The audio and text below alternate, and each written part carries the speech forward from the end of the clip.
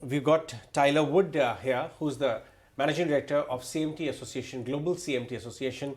And we also have Brett, who's the Global Chairperson. Correct. Of CMT. Yes. Such a valuable organization. Pleasure to be here. Thank you for having us. I must tell you that it's an honor for me for having this chat today, because out there in India, as you may have seen the data or the numbers, hundreds and thousands of new market participants are entering in the market. Many of them under 35, millennials basically, and young youth.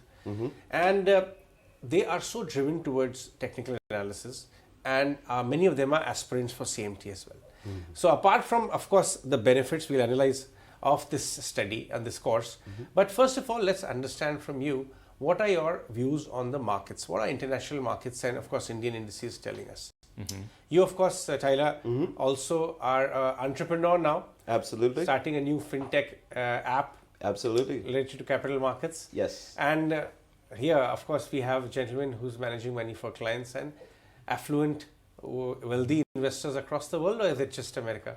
It's just America. We do have a few international clients, but largely because they previously lived in America. Okay, sure. Yeah. So Indian, American origin, but now, of course, traveling across the world. So let's start by getting your thoughts on the US markets. Certainly. Because there's been a big crack from the top, and there is a view emerging that after this 30% fall, perhaps US markets are forming a bottom. Indian markets are very little correlated right now. But what are your thoughts on Dow, the Nasdaq, S&P for the moment? Sure. It's all about interest rates. And interest rates are driven by the fact that we have inflation.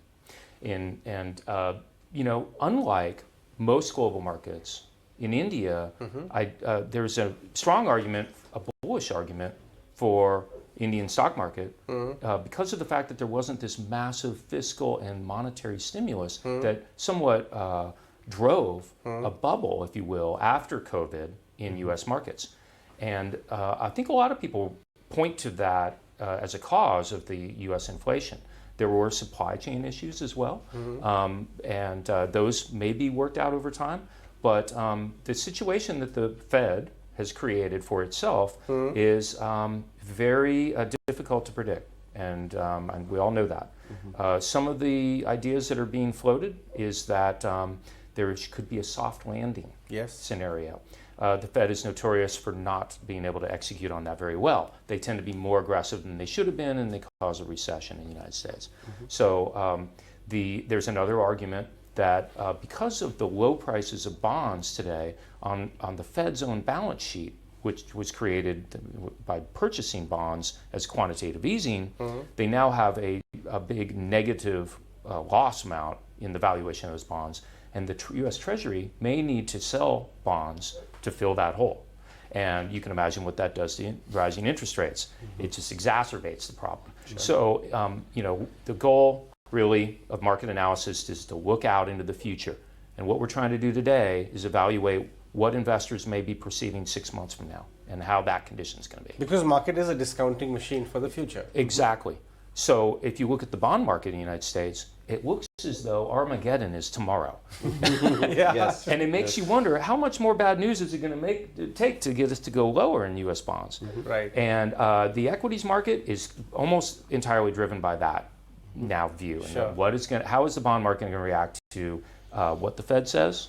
And you know, obviously yesterday moved markets, and then whether or not there needs to be more price discounting in bonds to incorporate even more negative news. Tyler, what do you think? We continue to see really durable, persistent inflation. So the September number, annualized inflation in the U.S. was 8.2%, despite the fact that we've had several rate hikes by the Fed. So I think investors anticipate, oh, well, Jerome Powell already made a couple of hikes. He must be done. And the fact is that we've got interest rates at around 4.5%, right? And the TNX, the long-term Treasury yield, is showing us a breakout of a 40-year downtrend. Right. So as technicians, when we see that, that's a regime shift. That's a massive change in the nature, and the nature of equity investing. So when you have a rising interest rate environment, very different personalities come out in terms of sector allocation and what starts to trend. And portfolio management management too, in terms of the diversification benefit of having uncorrelated assets in a portfolio. If bonds and stocks are now both down. correlated for a persistent period, one might want to look to some other asset class like commodities. So what's the view on US markets right now? Is it the time to get back into the US markets or not yet? A durable bottom is still not in place. Right. Well, it was a slow bleed over 2022 where people were somewhat in denial about the market environment. And I think a lot of investment managers built up cash reserves because they didn't really know what to do. Cash reserves did build. Now I think many managers such as myself are looking for opportunities to deploy over time because it's very difficult to time the bottom of any kind of market sell-off.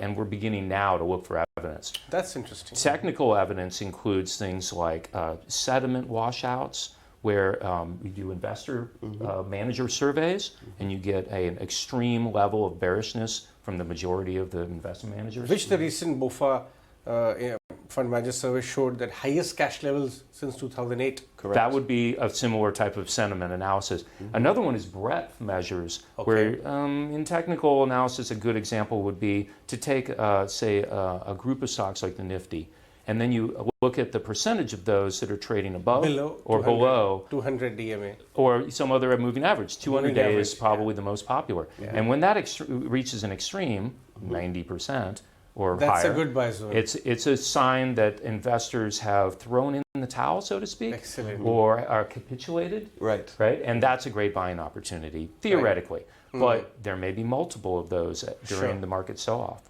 So as a money manager, you just want to take advantage of those extreme sell-offs. Tyler, you also look at some of the macro indicators on charts as a technician, and of course, because you're from the financial background. Dollar index, which topped out at almost 115, 14.9, and now is hovering around 111, 12. What are your thoughts? Looking for that to top out many times throughout the trend. So as technicians, we understand that the trend is our friend. We have to listen to what the market is telling us, and the dollar just kept running. The central bank of the United States started tightening faster than other foreign Federal Reserve banks. So we saw a peak above 2002 US dollar pricing, and we've seen that trend be very persistent, which is a headwind to emerging markets. It's a headwind to risk assets across the board. So it'll be a sign that other asset classes are becoming more attractive, such as equities in the United States or bonds. If the dollar stopped going up. Yes, because the dollar has been the home for But assets. do you think, Brett, that dollar has made a durable top at closer to 115, or it can revisit the top? In your view? I think it's safe to call it a bubble. Okay. And the nature of bubbles is very unpredictable. So it can go, what is the famous saying? Bob Farrell said, parabolic moves will resolve, but they don't resolve sideways, meaning we won't have a period of distribution that's calm and over a long period. It's very wild, is it? It will be violent. I was thinking about the famous Keynes quote, markets can remain irrational longer than you can stay liquid. That's right. And that is true of our technical indicators such as momentum oscillators that can reach extreme levels to the upside, and they just stay there. Tyler, it frustrates traders. Sure, we'll talk about technical analysis a little more, but I need to get a view on India from him. Because Tyler, of course, is married to an Indian, and he understands India very well, or beyond the charts and fundamentals as well. You've been coming to India for some time now. More than 20 years. Excellent. So tell us, what are your thoughts on India now as a outsider, but somebody who has an inside view as well? Because now we are heading towards $10 trillion economy. The markets are meaningfully outperforming global markets. The shape and size of the economy is much more sturdier than many parts of the world. What are your thoughts there, Tyler? So I think any investor around the world can look at the market composition of India and understand that commodities and financials dominate the equity index, which is a really favorable index construction in this environment. U.S. has been a global leader for 10 years, based largely on our technology sector, right? The Silicon Valley companies that Brett is neighbors to have really driven the U.S. outperformance. But we also suffer from something called home bias. So I think in this next period, looking for investments outside the U.S. is going to be really productive for a lot of U.S. investors. India on a relative strength basis. If you just look at the Sensex or the Nifty against the S&P, you've seen relative outperformance. And India, Brazil have held up better than most markets around the world. Have you looked at the 10-year chart or 5-year chart or any long-term chart for Nifty or Sensex? Where are we heading? So yesterday, actually, yesterday was a good trading day. Sensex is right up against an area of overhead resistance. So we're coming back to prior highs.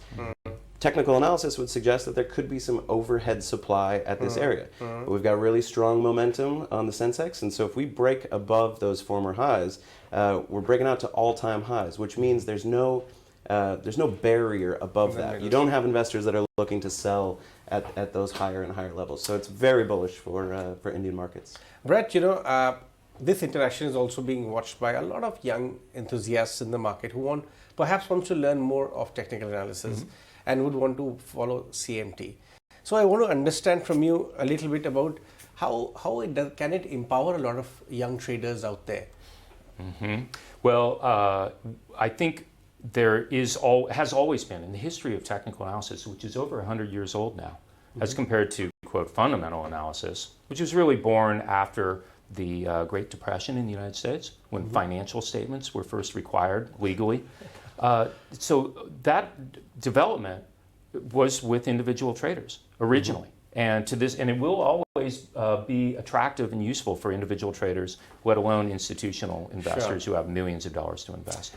So the tools are available to learn on the internet, often free, but there's a lot of misinformation about it. There is a great source for the tried and true, accurate technical analysis rules to learn, and that's what the CMT provides. And of course, how can we forget that the human behavior from the start of time, I think bookkeeping came much later, correct, but human behavior has always been there, and technical analysis captures a lot of human behavior, is it not, Tyler? If I could add to Brett's comment, I think one of the dangerous things for a lot of new traders is that you've got great technology, you've got access to hundreds of studies and indicators, and that pursuit of the silver bullet, that one more line on my chart that's going to make everything work out perfectly for me.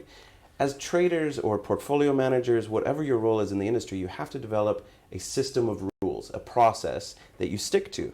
The CMT program is not a prescriptive, here's how you should trade. Right? It empowers you. It shows you all of the tools at your disposal, but also how to develop those into your own strategy that fits your own personality. And of course, both of you are actually practitioners of that science as well, but more of a hybrid model, financial and technical together. How's your experience been so far? I learned the hard way that you have to look at both technicals and fundamentals, and I'll give you an example. I was using technical analysis to buy at attractive levels a stock that was very low valuation, and it had previously been an expensive stock. And I was spreading this news of this stock with my friends and colleagues, and I found out by reading the financial statements that they had certain preferred securities that were convertible into stock at a certain price, and what people were doing was the owners of that were shorting the stock in the public market. Okay. And what happened was a large investor came in and took out all of those millions of dollars of preferred securities, and the stock rallied 10 times after that. And I learned my lesson that stock was artificially suppressed. And if you didn't know fundamental analysis, you wouldn't know that. Can you put it this way, that fundamental analysis tells you what to buy, but it's the charts that tell you when to buy and when to sell. And how much. Position sizing is key. Yes. Another great case study this year, Netflix. We had Laura Martin, who's a fundamental sector analyst on TMT, technology sector, on our podcast, Fill the Gap, which is the CMT Association's interviews. And Laura was one of the only analysts on Wall Street that had downgraded Netflix. Price continued to trade further down. It was down 37% off of its highs when all of the fundamental sell-side equity analysts were saying, buy, it's even better, it's on sale, you'll love it even more. Correct. And what they failed to do in that moment was recognize that investors or the market collectively had decided there were problems with Netflix's business model. Now, on a fundamental basis, it just looks more and more attractive as the price creeps downward. But as trend followers, we know we cannot hold a security that is trending down. That's going to be death to our portfolio. And the same could happen with Nifty stocks on the breakout, maybe over 18.5. is that you'll hear analysts begin to say that things are overvalued or the market's overheated. And they But what the market's telling you is that the majority of investors don't think so. And it may be even more expensive. All right, gentlemen, both of you, thank you so much for dropping by in our studios. Thank you so much. Great This chatting was great. with you. Thank you. See you again next time.